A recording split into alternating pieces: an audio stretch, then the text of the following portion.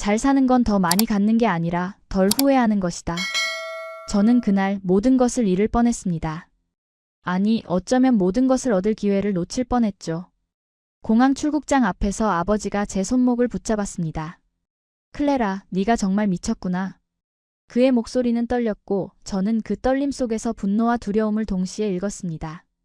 심장이 내려앉았습니다. 제 선택이 옳은 건지 아니면 정말로 미친 짓인지 알 수 없었으니까요. 하지만 제 가방 속엔 이미 한국행 티켓이 들어있었고 제 머릿속엔 오래전 본 사진 한 장이 선명하게 남아 있었습니다. 당신이라면 그 순간 무엇을 선택하셨겠습니까? 본 영상은 스토리를 재구성한 이야기입니다. 구독과 좋아요는 구독자님께 행운을 드립니다. 어디서 시청하고 계신지 지역을 댓글로 남겨주세요. 저는 클레라 보나치입니다. 20살이고 모나코에서 태어났습니다. 제 이름을 들으면 사람들은 대부분 부러워합니다. 모나코라는 이름만으로도 이미 충분하다고 생각하죠. 그곳은 지중해의 보석이고 세계에서 가장 부유한 나라 중 하나입니다. 저희 아버지는 왕실 고문 변호사였고 어머니는 이탈리아 귀족 가문 출신이었습니다. 우리 집 거실 창문을 열면 요트가 가득한 항구가 보였고 매일 밤 몬테카를로 카지노의 불빛이 우리 집까지 비쳤습니다. 하지만 저는 행복하지 않았습니다. 어릴 적 기억을 떠올려 보면 제가 가장 많이 본 풍경은 텅 빈 식탁이었습니다. 아버지는 늘 바쁘셨고 어머니는 사교 모임에 정신이 없으셨죠. 저녁 6시가 되면 가정부 마리아 아주머니가 제 앞에 음식을 차려주었습니다. 정갈하고 맛있는 음식이었지만 저는 그 음식을 혼자 먹어야 했습니다. 마리아 아주머니, 왜 사람들은 다 같이 밥을 안 먹어요?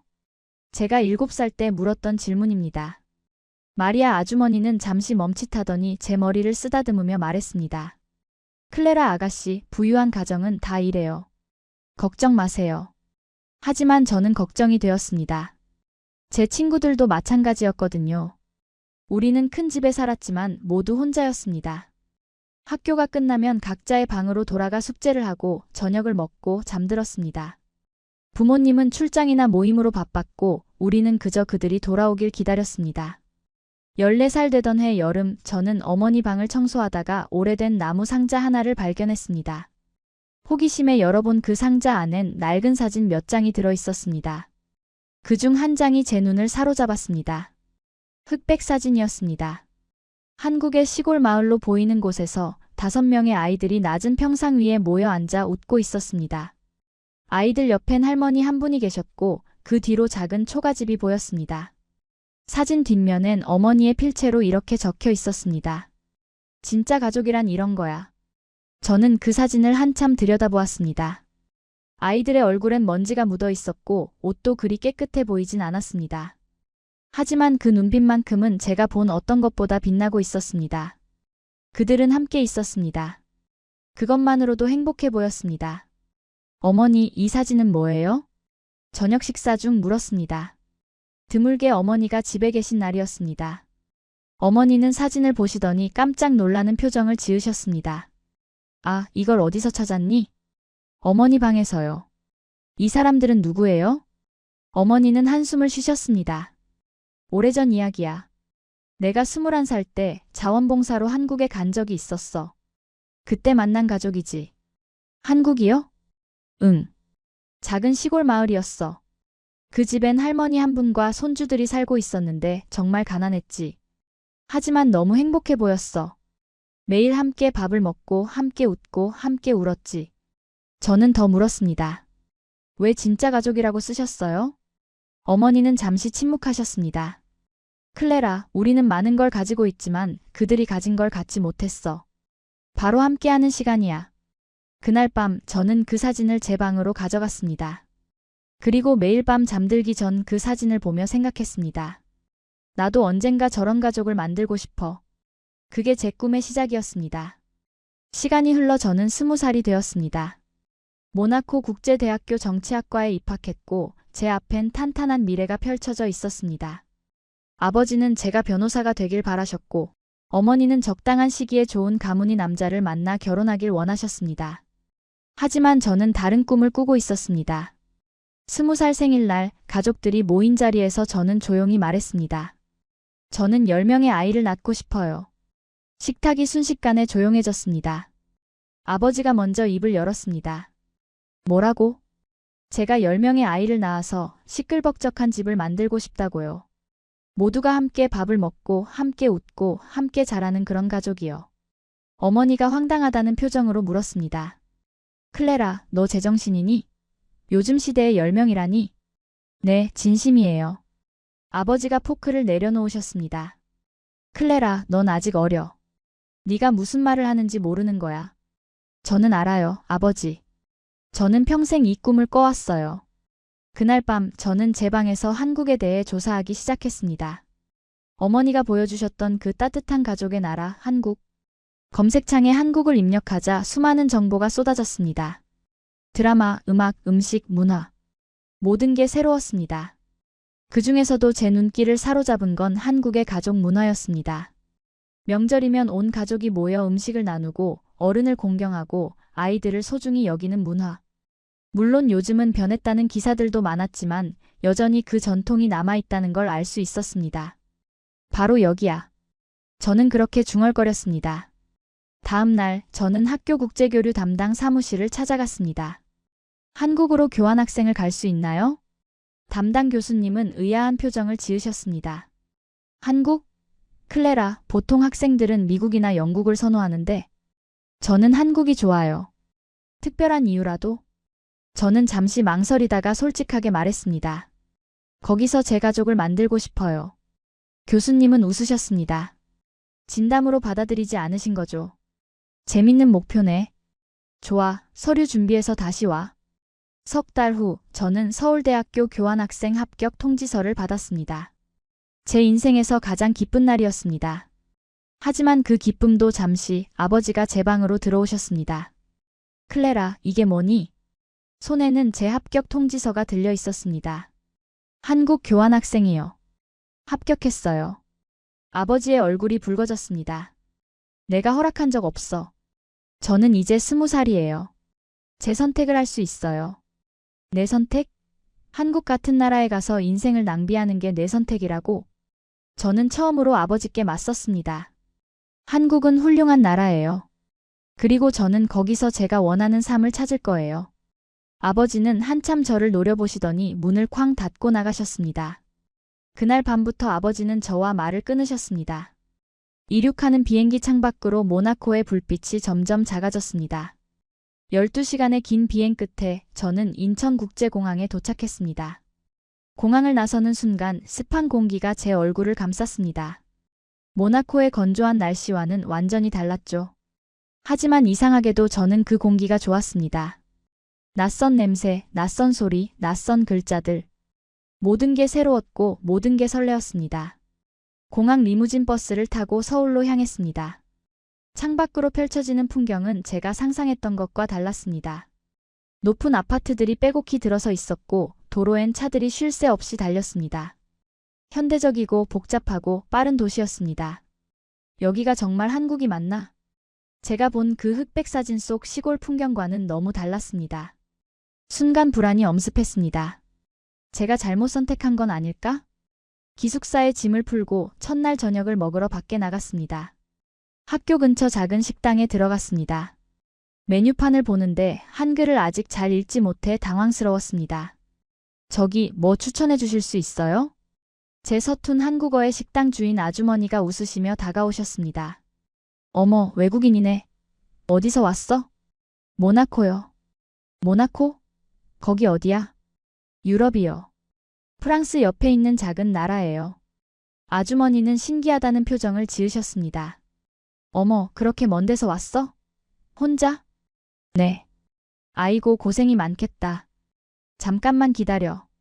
내가 맛있는 거 해줄게. 잠시 후 아주머니는 김치찌개와 밥, 그리고 여러 가지 반찬을 가져다 주셨습니다. 많이 먹어. 여기 반찬은 다 공짜야. 공짜요? 응, 한국은 원래 그래. 손님 오면 반찬 많이 주는 거야. 저는 감동받았습니다. 첫날부터 한국의 따뜻함을 느낄 수 있었으니까요. 다음 날 저는 학교 오리엔테이션에 참석했습니다. 다양한 나라에서 온 교환학생들이 모여 있었습니다. 그중엔 한국 학생 도우미들도 있었는데 그들은 모두 친절하게 저희를 맞아주었습니다. 안녕하세요. 저는 민서예요. 앞으로 클레라 씨를 도와드릴게요. 민서는 제 또래의 밝은 여학생이었습니다. 저희는 금방 친해졌습니다. 민서 씨, 한국은 가족을 중요하게 생각하는 나라라고 들었어요. 맞아요. 한국은 전통적으로 가족을 정말 소중히 여기죠. 명절이면 온 가족이 모이고 부모님을 공경하는 문화가 강해요. 지금도요? 예전만큼은 아니지만 여전히 그래요. 왜요? 관심 있어요? 저는 망설이다가 말했습니다. 사실 저는 한국에서 가족을 만들고 싶어요. 민서가 눈을 크게 떴습니다. 가족을요? 그게 무슨 말이에요? 저는 10명의 아이를 낳고 싶어요. 그리고 그 아이들과 함께 시끌벅적한 집을 만들고 싶어요.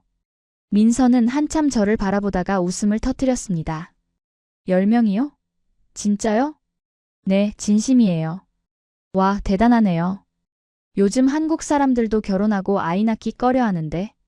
그래서 제가 한국에 온 거예요. 이 나라가 필요로 하는 거잖아요. 민서는 감동받은 표정을 지었습니다. 클레라 씨, 정말 특별한 사람이네요. 한 달이 지나고 저는 학교 봉사 동아리에 가입했습니다. 한국 사회를 더 깊이 이해하고 싶었거든요.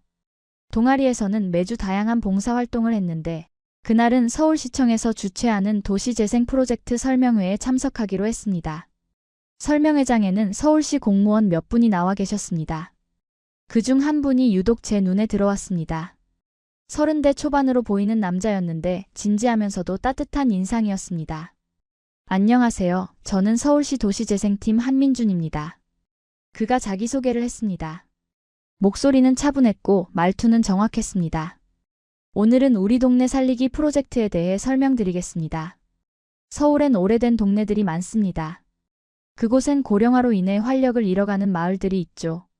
우리는 그런 마을에 젊은 사람들을 유입하고 새로운 활력을 불어넣으려고 합니다. 설명을 들으며 저는 손을 들었습니다. 질문 있어요. 민준 씨가 저를 보았습니다. 네, 말씀하세요. 그 마을에 아이들은 많나요? 이상한 질문이었을 겁니다. 민준 씨는 잠시 당황하는 듯 했지만 곧 답변했습니다. 아이들은 많지 않습니다. 대부분 노인 인구가 많죠. 왜 아이들이 없나요? 출산율이 낮아서요. 한국은 지금 심각한 저출산 문제를 겪고 있습니다. 저는 고개를 끄덕였습니다. 그럼 제가 도와드릴 수 있겠네요. 민준 씨가 의아한 표정을 지었습니다. 도와드린다니 무슨 말씀이신가요? 저는 한국에서 10명의 아이를 낳을 거예요. 그럼 그 마을에 아이들이 생기는 거죠. 설명회장이 순간 조용해졌습니다. 모두가 저를 쳐다보았습니다. 민준 씨는 난처한 표정을 지으며 웃었습니다. 농담이시죠? 아니요, 진심이에요. 민준 씨의 웃음이 멈췄습니다. 지금 진담이신 건가요? 네. 저는 모나코에서 왔고 한국에서 가족을 만들고 싶어요. 10명의 아이를 낳아서 시끌벅적한 집을 만들 거예요. 설명회가 끝난 후 민준 씨가 저에게 따로 다가왔습니다. 클레라 씨, 혹시 잠깐 얘기 좀 할 수 있을까요? 우리는 시청 근처 카페로 자리를 옮겼습니다. 민준 씨는 커피를 한 모금 마시고 조심스럽게 입을 열었습니다. 클레라 씨, 제가 들은 게 맞나요? 정말 한국에서 10명의 아이를 낳으려고 하시는 건가요? 네, 맞아요. 왜? 하필 한국인가요? 저는 그 흑백 사진 이야기를 했습니다. 어릴 적 본 한국 가족의 따뜻함, 제가 평생 꿈꿔온 가족의 모습, 그리고 한국이라는 나라에 대한 동경. 민준 씨는 조용히 듣고 있었습니다. 제 이야기가 끝나자 그는 한숨을 쉬었습니다. 클레라 씨, 저는 솔직히 말씀드리는 게 맞다고 생각해요. 네. 한국은 만만한 나라가 아닙니다. 특히 외국인이 여기서 정착해서 가족을 꾸린다는 건 정말 쉽지 않은 일이에요. 왜요? 문화적 차이, 언어 장벽, 경제적 문제, 사회적 편견. 많은 장애물이 있어요. 그리고 10명의 아이를 키운다는 건 한국 사람에게도 거의 불가능한 일입니다. 저는 민준 씨의 눈을 똑바로 바라보았습니다. 민준 씨는 제가 포기하길 바라시는 건가요? 민준 씨는 고개를 저었습니다. 아니요. 저는 그냥 현실을 알려드리고 싶었을 뿐이에요.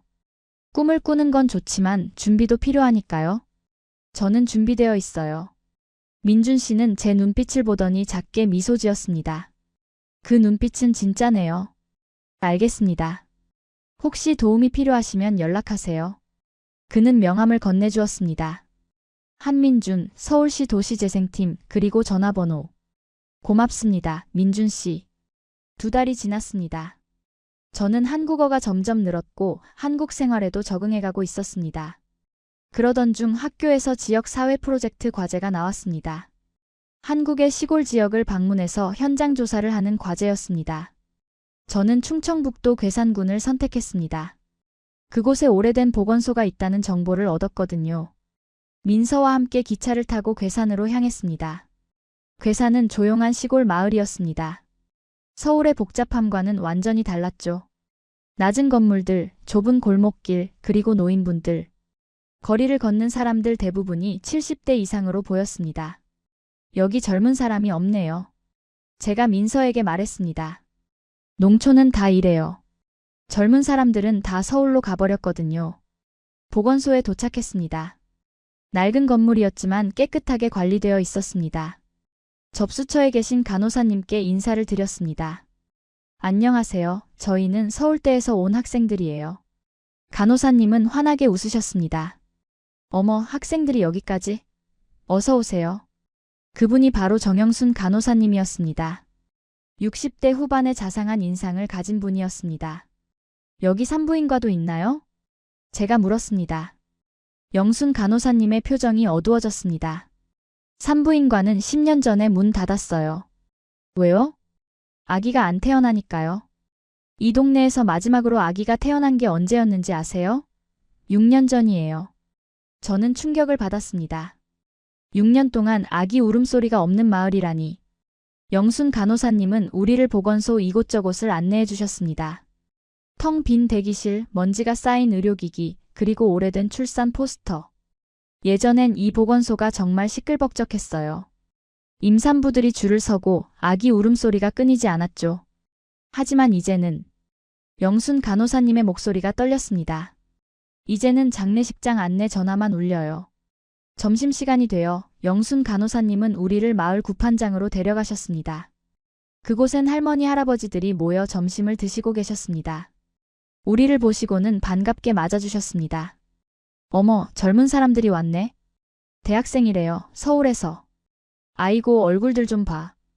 예쁘네, 예뻐. 할머니들은 우리 손을 잡고 놓지 않으셨습니다. 마치 손주를 대하듯 따뜻하게 대해주셨습니다. 점심을 함께 먹는데 한 할아버지가 말씀하셨습니다. 우리 마을에 젊은 사람들이 좀 들어왔으면 좋겠는데. 맞아요. 아기 소리 좀 들어봤으면. 할머니 한 분이 눈시울을 붉히셨습니다.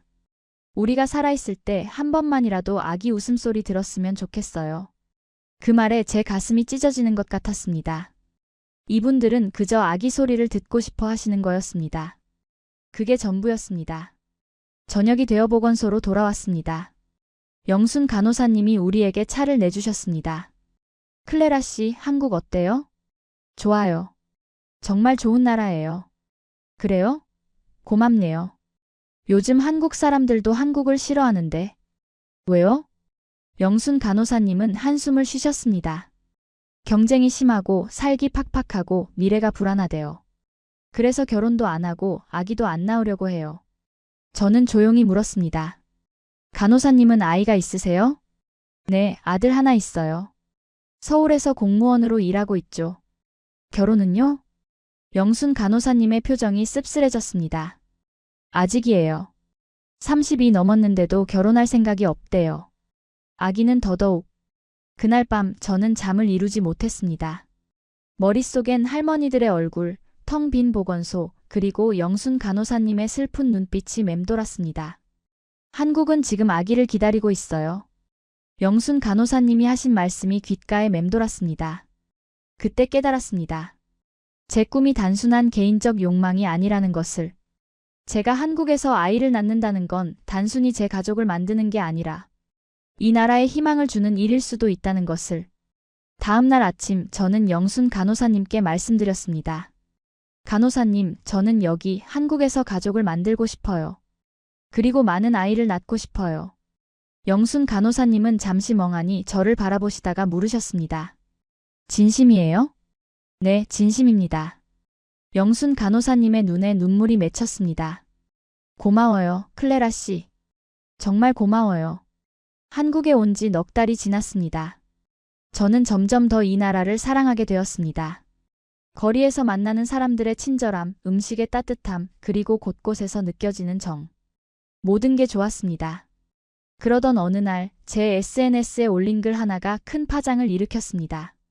저는 한국에서 가족을 만들 거예요. 10명의 아이를 낳아 이 아름다운 나라에 희망을 주고 싶어요. 단순한 결심의 글이었습니다. 하지만 이 글은 순식간에 퍼져나갔습니다. 한국 커뮤니티에 번역되어 올라갔고 뉴스에도 소개되었습니다.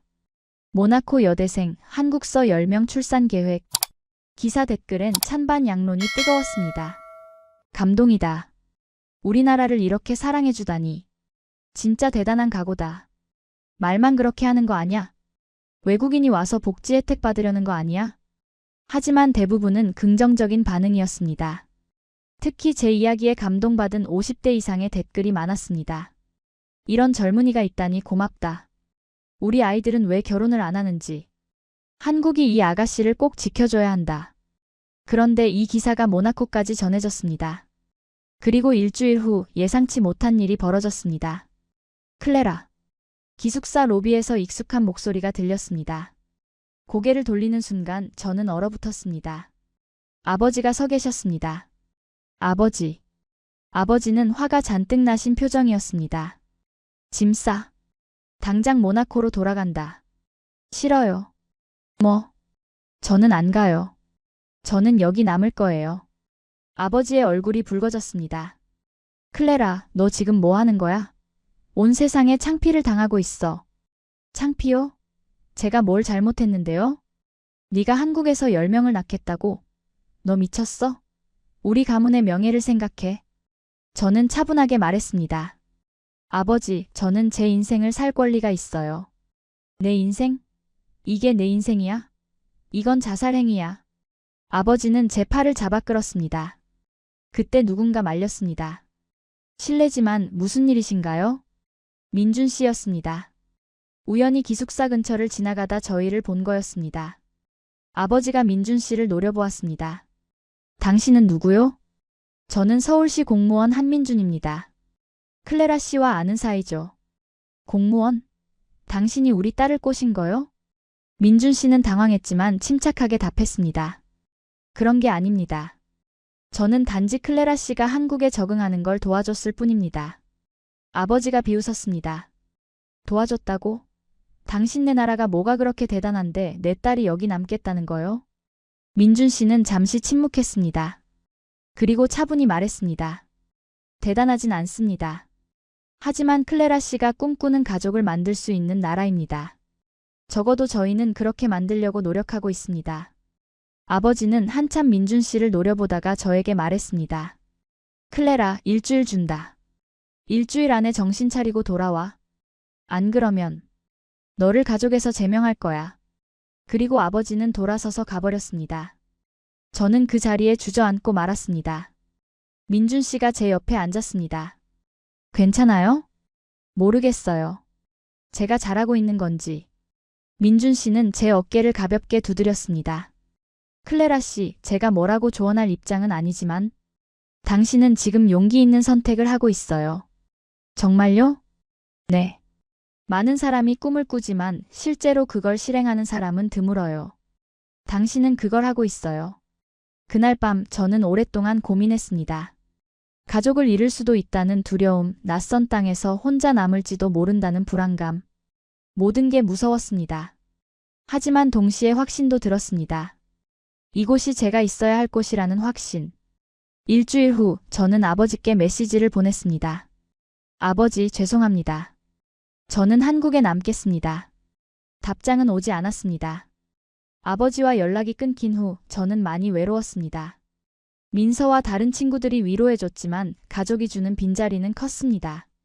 그러던 어느 주말 민준 씨에게서 전화가 왔습니다. 클레라 씨, 혹시 이번 주말에 시간 있어요? 네, 왜요? 저희 어머니가 당신을 만나고 싶어 하세요. 어머니요? 네. 당신 이야기를 들으시고 꼭 만나고 싶다고 하시더라고요. 저는 긴장되었지만 동시에 기대되었습니다. 주말 민준 씨 댁을 방문했습니다.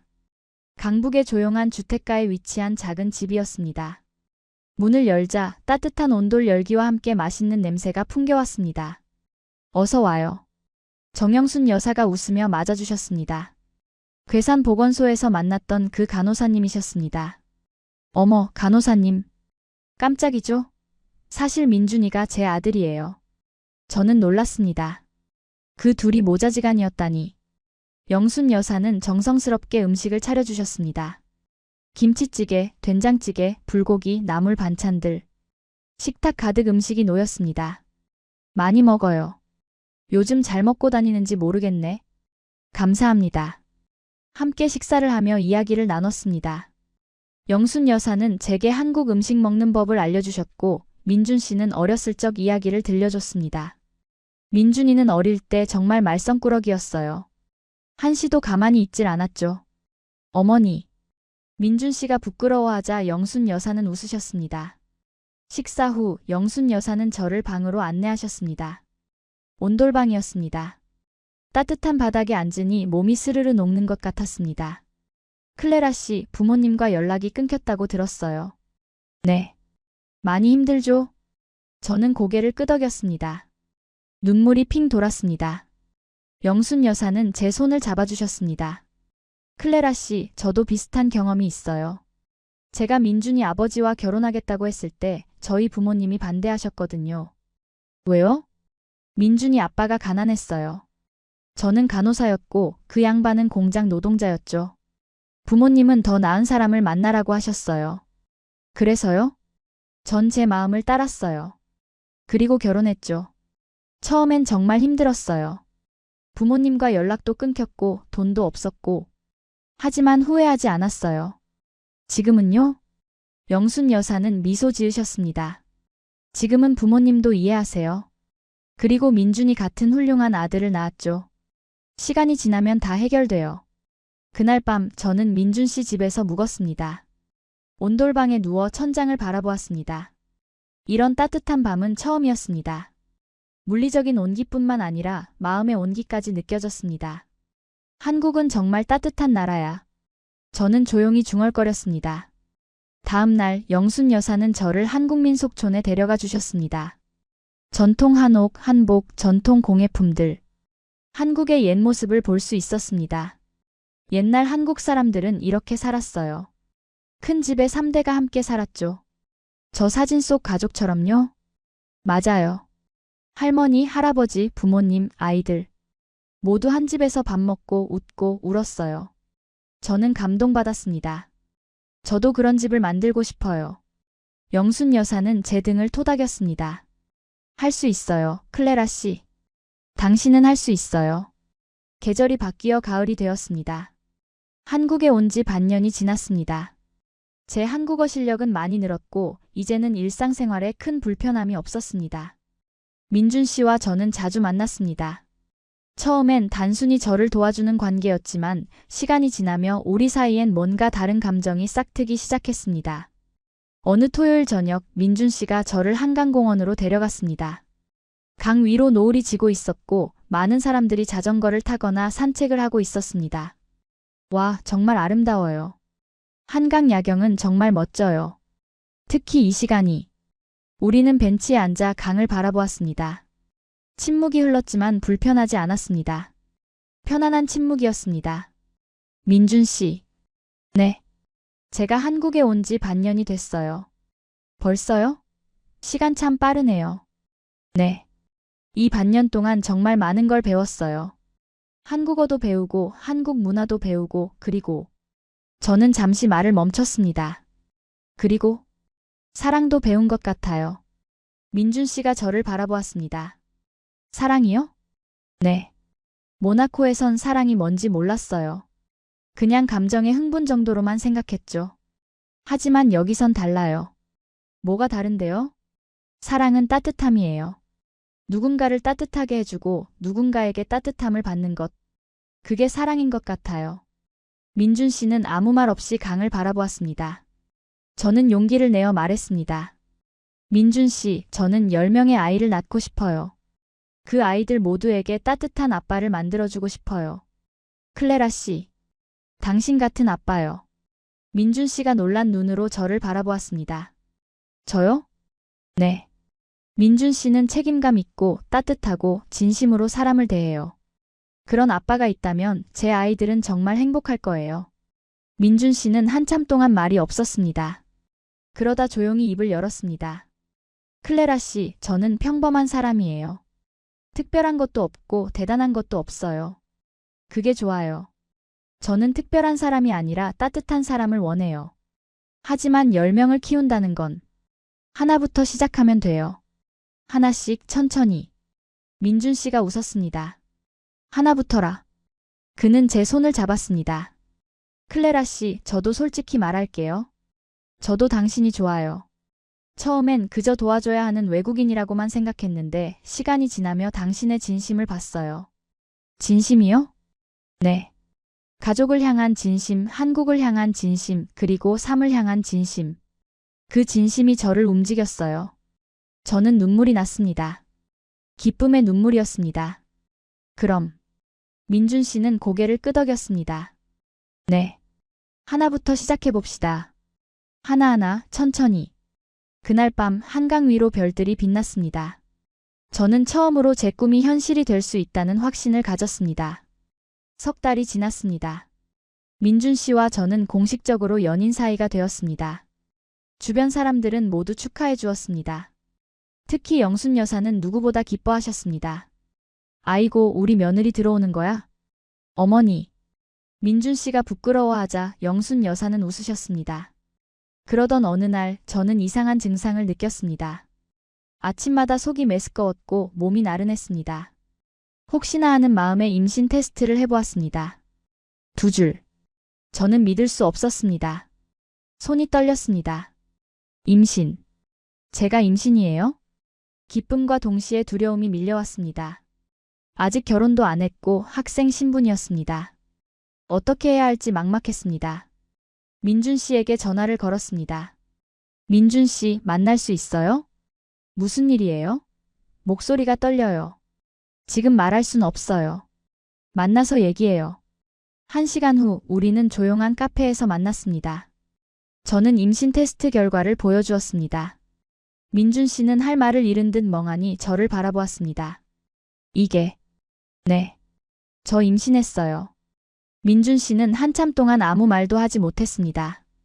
저는 불안했습니다. 혹시 화를 내거나 책임지지 못하겠다고 하면 어쩌나? 하지만 민준 씨의 반응은 달랐습니다. 클레라 씨. 그의 눈에 눈물이 맺혔습니다. 정말요? 정말 임신한 거예요? 네. 민준 씨는 제 손을 꽉 잡았습니다. 고마워요. 정말 고마워요. 뭐가요? 제게 아이를 선물해줘서요. 저는 울음을 터뜨렸습니다. 안도의 눈물이었습니다. 하지만 기쁨도 잠시 현실적인 문제들이 닥쳐왔습니다. 가장 큰 문제는 제 학생 신분이었습니다. 일주일 후 학교 국제교류처에서 연락이 왔습니다. 클레라 씨, 잠깐 사무실로 올 수 있어요? 불안한 마음으로 사무실을 찾아갔습니다. 담당 교수님의 표정이 심각했습니다. 클레라 씨, 들었어요. 임신했다고요? 네. 클레라 씨, 교환학생 비자로는 임신과 출산이 인정되지 않아요. 무슨 말씀이세요? 학업 목적으로 온 건데 임신을 하면 비자 목적과 맞지 않는 거죠. 귀국 조치를 취해야 할 것 같아요. 안 돼요. 제 목소리가 커졌습니다. 저는 여기서 아이를 낳고 싶어요. 한국에서요. 클레라 씨, 규정이 그래요. 어쩔 수 없어요. 규정을 바꿀 순 없나요? 그건 제 권한 밖의 일이에요. 저는 절망스러웠습니다. 드디어 제 꿈이 이루어지려는 순간에 이렇게 무너질 순 없었습니다. 민준 씨와 상의한 끝에 우리는 한 가지 결정을 내렸습니다.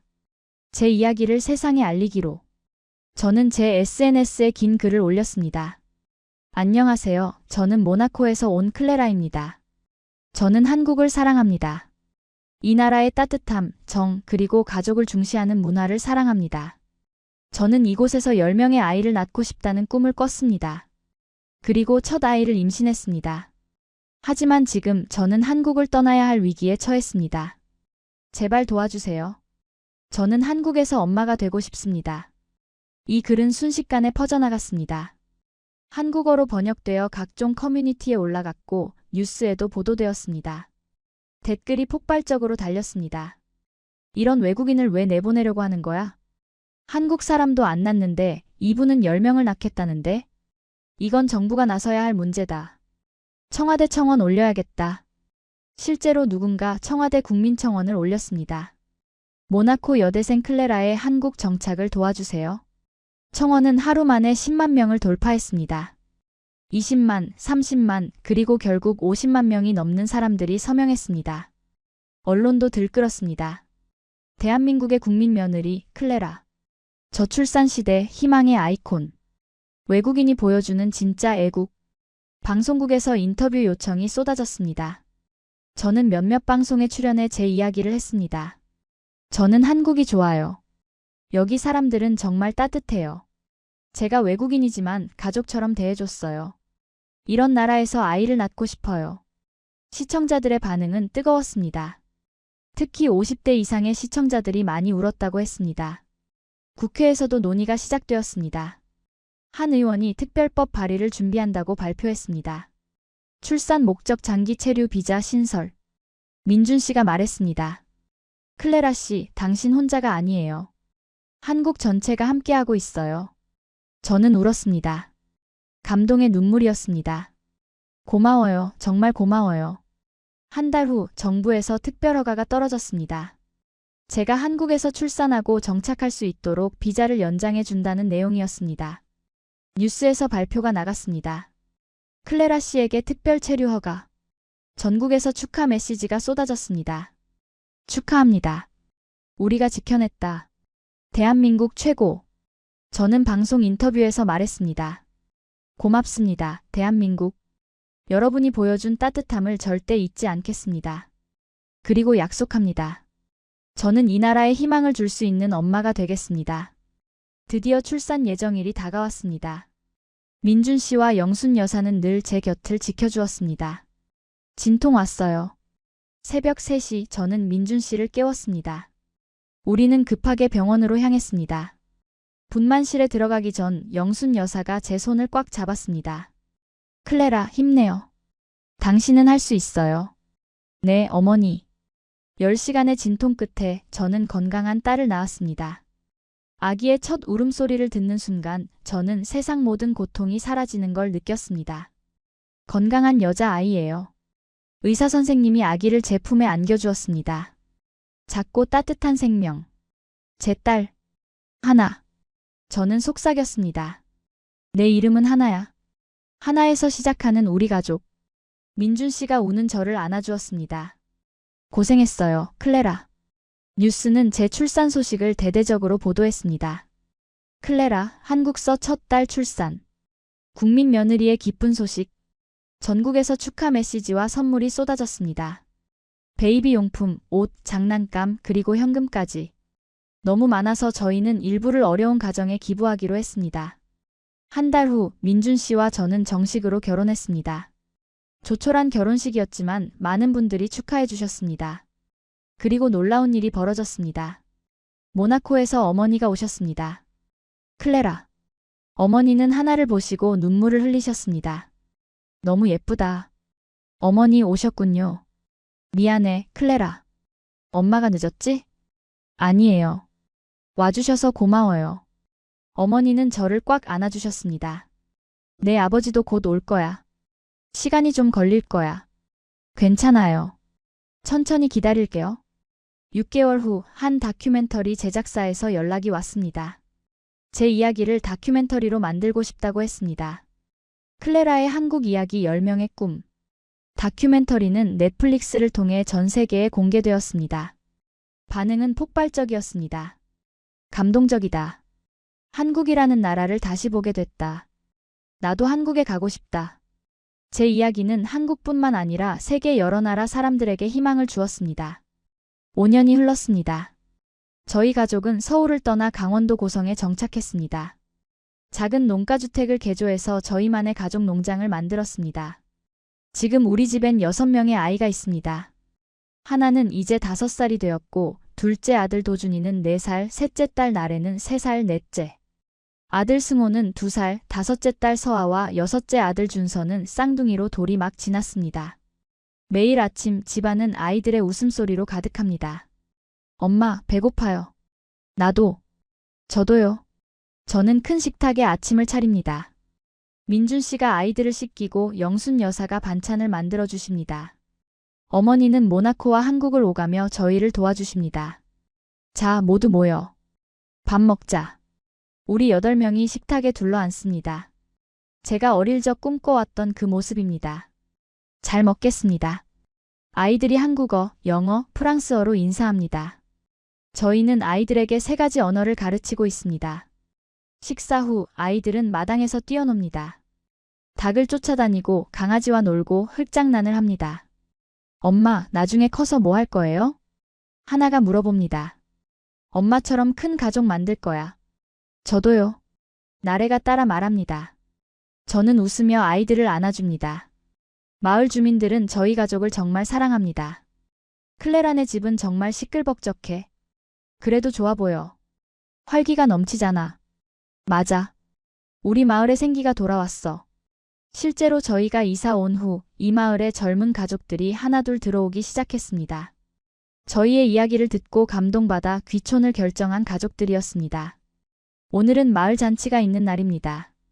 주민들이 모두 모여 음식을 나누고 이야기를 나눕니다. 클레라 씨, 이제 몇 명이에요? 한 할머니가 물으십니다. 6명이요. 넷 남았네. 맞아요. 목표는 10명이에요. 할아버지 한 분이 웃으시며 말씀하십니다. 클레라 씨 같은 사람이 100명만 있어도 우리나라 걱정 없겠어. 고맙습니다. 저녁이 되어 집으로 돌아왔습니다. 아이들을 재우고 민준 씨와 함께 베란다에 앉았습니다. 피곤하죠? 민준 씨가 물었습니다. 아니요. 행복해요. 6명 키우는 게 쉽진 않을 텐데. 힘들지만 이게 제 꿈이었잖아요. 민준 씨는 제 손을 잡았습니다. 클레라, 당신을 만나서 정말 행복해요.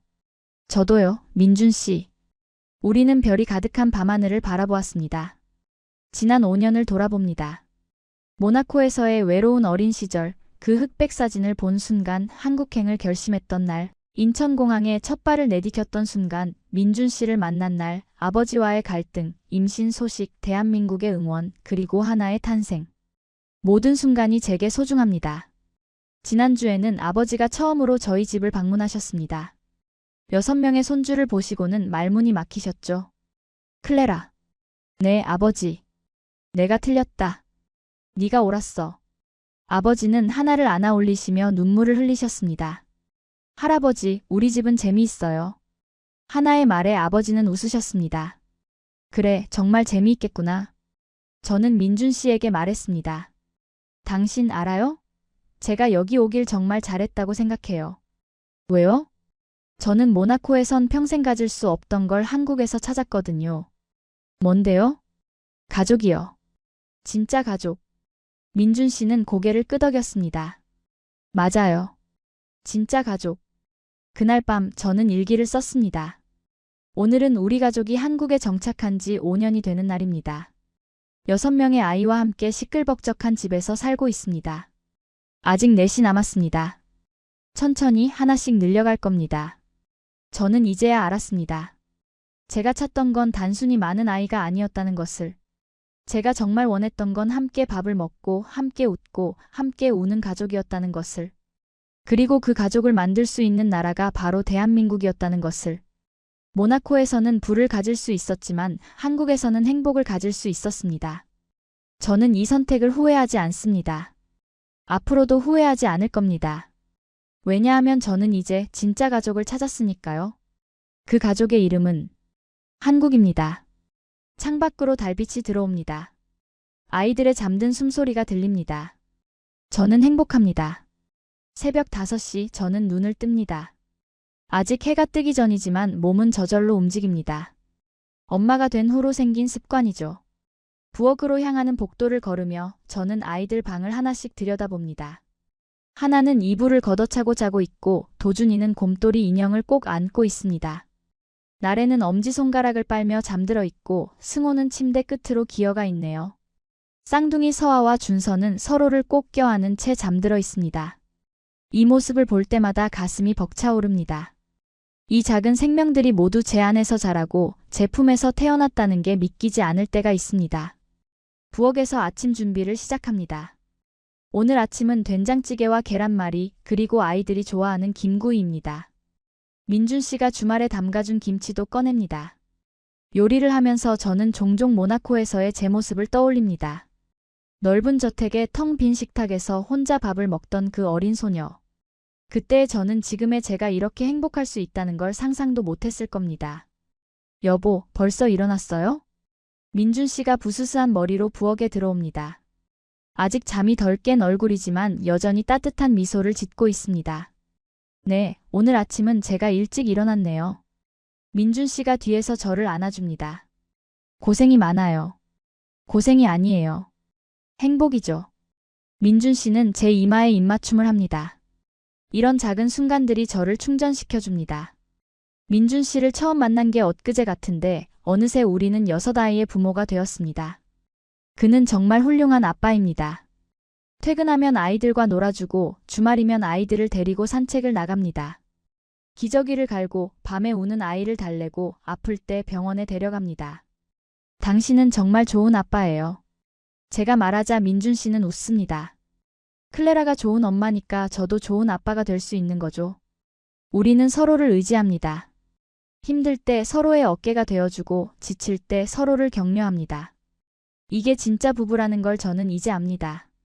6시가 되자 아이들이 하나둘 일어나기 시작합니다. 엄마. 제일 먼저 하나가 뛰어나옵니다.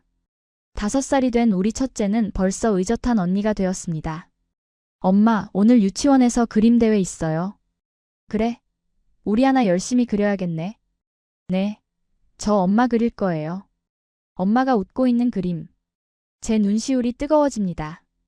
이 아이는 저를 웃는 모습으로 기억하고 있다는 게 너무 감사합니다. 이어서 도준이가 나옵니다. 4살 된 우리 첫째 아들은 아빠를 쏙 빼닮았습니다. 조용하고 신중한 성격이죠. 엄마, 아침 뭐예요? 된장찌개야. 와, 제가 제일 좋아하는 거. 나래가 뒤뚱뒤뚱 걸어 나옵니다. 3살 된 둘째 딸은 제일 애교가 많습니다. 엄마, 안아줘요. 저는 나래를 안아 올립니다. 아직 아기 같은 냄새가 나는 이 아이를 안고 있으면 세상 모든 걱정이 사라집니다.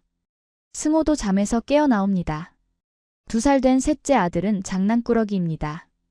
항상 무언가를 만지작거리고 여기저기 탐험합니다. 오빠들아, 같이 놀자. 승호가 형과 누나들에게 달려갑니다. 쌍둥이 서아와 준서는 아직 방에서 자고 있습니다. 저는 방으로 가서 둘을 깨웁니다. 서아, 준서, 일어나야지. 두 아기가 눈을 뜹니다. 똑같이 생긴 얼굴에서 똑같은 미소가 번집니다. 마마. 준서가 저를 향해 손을 뻗습니다. 저는 둘을 안아 올려 부엌으로 갑니다. 식탁에 8명이 둘러앉습니다. 아이들은 저마다 이야기를 쏟아냅니다. 엄마, 저 오늘 유치원에서. 아빠, 저 어제 꿈에서. 누나, 이거 좀 봐봐. 시끄럽고 혼란스럽지만 이게 바로 제가 꿈꿔왔던 모습입니다. 자, 모두 조용히 해. 밥 먹자.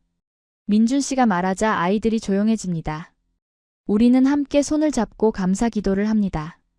오늘도 이렇게 가족이 함께 모여 밥을 먹을 수 있음에 감사합니다. 감사합니다. 아이들이 따라 말합니다. 밥을 먹으며 저는 아이들의 얼굴을 하나하나 바라봅니다. 하나의 큰 눈, 도준이의 진지한 표정, 나래의 발랄한 미소, 승호의 장난기 가득한 눈빛, 서아와 준서의 똑같은 보조개. 이 아이들은 모두 다릅니다. 각자의 성격이 있고 각자의 꿈이 있습니다. 그리고 저는 이 아이들 하나하나를 똑같이 사랑합니다. 아침 식사 후 저는 아이들을 유치원과 어린이집에 보냅니다. 민준 씨는 회사로 출근하고 저는 집으로 돌아와 집안일을 시작합니다.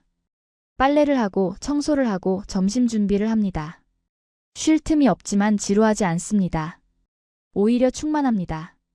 오후가 되어 아이들을 데리러 갑니다. 유치원 앞에서 하나가 뛰어나옵니다. 엄마, 저 1등 했어요. 정말? 우리 하나 최고다. 하나가 그림을 봅니다. 큰 집 앞에서 웃고 있는 엄마와 많은 아이들. 그림 아래엔 이렇게 쓰여 있습니다. 우리 가족 세상에서 제일 행복해요. 저는 눈물이 납니다. 기쁨의 눈물입니다. 집으로 돌아와 아이들과 함께 간식을 먹습니다. 영순 어머니가 만들어주신 호떡입니다. 할머니가 만들어주신 거예요. 와, 할머니 호떡 맛있어요. 아이들이 행복하게 호떡을 먹는 모습을 보며 저는 이 순간이 영원했으면 좋겠다고 생각합니다. 저녁이 되어 민준 씨가 퇴근합니다. 아이들이 우르르 달려갑니다. 아빠, 아빠 왔다. 민준 씨는 아이들을 하나하나 안아줍니다. 지쳐 보이지만 아이들 앞에서는 항상 웃는 얼굴입니다. 저녁 식사를 준비하는 동안 민준 씨는 아이들과 놉니다. 블록을 쌓고 그림책을 읽어주고 숨바꼭질을 합니다. 여보, 저녁 다 됐어요. 알았어요. 애들아, 저녁 먹자. 다시 한번 8명이 식탁에 모입니다. 오늘 저녁은 김치찌개와 제육볶음입니다. 맛있다. 엄마 요리 최고. 아이들의 칭찬에 저는 웃습니다. 식사 후 아이들을 씻기고 재웁니다. 이게 하루 중 제일 힘든 시간이지만 동시에 제일 소중한 시간이기도 합니다. 하나에게 책을 읽어줍니다. 도준이에게 자장가를 불러줍니다. 나래를 토닥이며 재웁니다. 승호에게 따뜻한 우유를 먹입니다. 서아와 준서를 안아 흔들어줍니다. 엄마, 사랑해요. 하나가 잠들기 전 말합니다. 엄마도 사랑해, 하나야. 엄마, 우리 계속 함께 있을 거죠? 당연하지. 엄마는 항상 하나 곁에 있을 거야. 하나가 안심한 듯 눈을 감습니다. 모든 아이를 재우고 나면 밤 10시가 넘습니다. 저는 거실 소파에 털썩 주저앉습니다. 민준 씨가 차를 가져옵니다. 고생했어요. 당신도요. 우리는 나란히 앉아 차를 마십니다. 편안한 침묵이 흐릅니다. 여보, 행복해요? 민준 씨가 갑자기 묻습니다. 저는 고개를 끄덕입니다. 네, 정말 행복해요. 당신은요? 저도요. 이렇게 행복할 수 있다는 걸 당신을 만나기 전엔 몰랐어요. 저는 민준 씨의 손을 잡습니다. 저도 마찬가지예요. 모나코에선 절대 이런 행복을 느낄 수 없었을 거예요.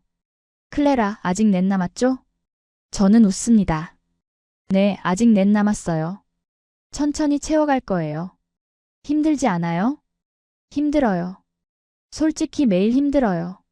아침에 일어나는 것부터 밤에 잠드는 것까지 모든 게 체력적으로 힘들죠. 그런데도 계속하려고요? 네. 왜냐하면 이 힘듦 너머에 있는 행복이 너무 크거든요. 아이들의 웃음소리, 엄마라고 부르는 목소리, 작은 손으로 저를 꼭 안아주는 순간.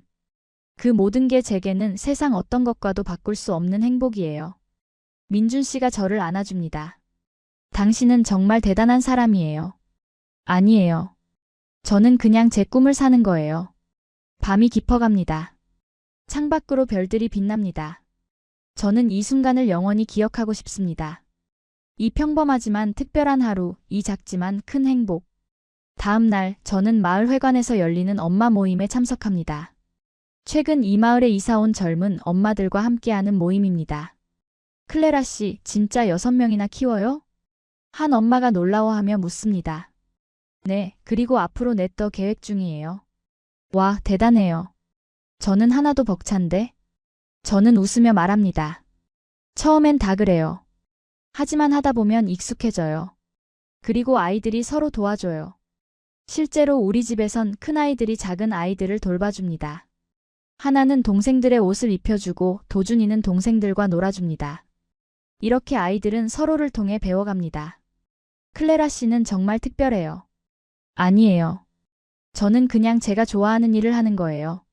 모임이 끝나고 집으로 돌아오는 길, 저는 이 마을의 풍경을 바라봅니다.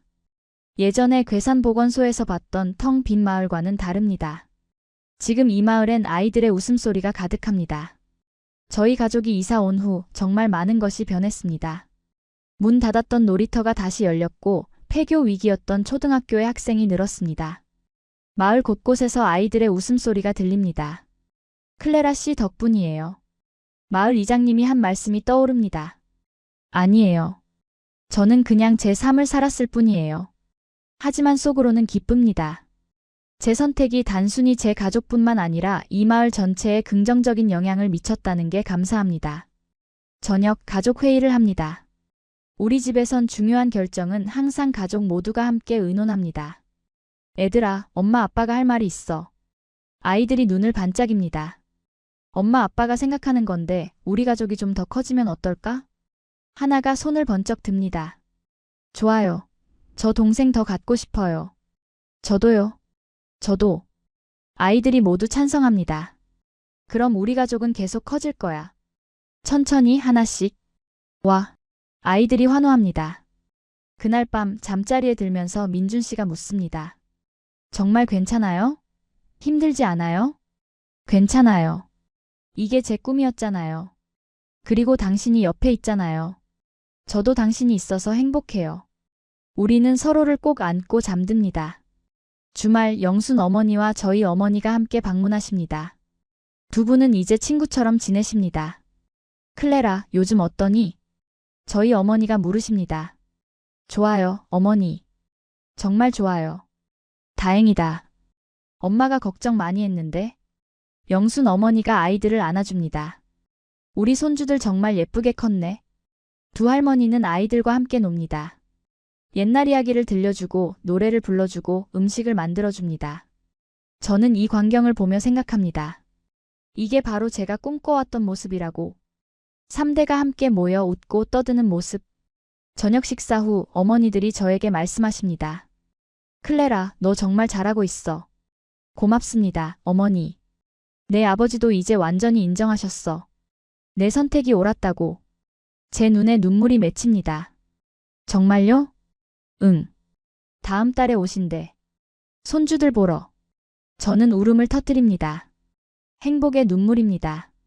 그날 밤 저는 일기를 씁니다. 오늘도 행복한 하루였습니다. 아이들은 건강하게 자라고 있고 남편은 여전히 저를 사랑해줍니다. 양가 부모님의 축복도 받고 있습니다. 저는 지금 이 순간이 너무 감사합니다. 한국에 온 결정, 민준 씨를 만난 운명, 아이들을 낳은 선택. 모든 것이 감사합니다. 앞으로도 우리 가족은 계속 성장할 것입니다. 아직 넷이 남았습니다. 천천히 건강하게 행복하게 채워갈 것입니다. 그리고 이 아이들에게 말해줄 것입니다. 엄마가 어떻게 한국을 선택했는지, 왜 이 나라를 사랑하는지, 그리고 얼마나 이 가족이 소중한지. 대한민국 고맙습니다. 저에게 가족을 주셔서, 저에게 행복을 주셔서, 저에게 집을 주셔서. 저는 이제 모나코 사람이 아닙니다. 한국 사람입니다. 이 땅에서 태어난 건 아니지만 이 땅에서 다시 태어났습니다. 그리고 이 땅에서 제 아이들을 낳고 제 손주들을 볼 것입니다. 이곳이 제 고향입니다. 영원한 고향입니다. 창밖으로 달빛이 들어옵니다. 옆방에서 아이들의 고른 숨소리가 들립니다. 저는 미소 짓습니다. 이게 바로 행복입니다. 진짜 행복입니다. 행복입니다. 행복입니다. 행복입니다. 행복입니다.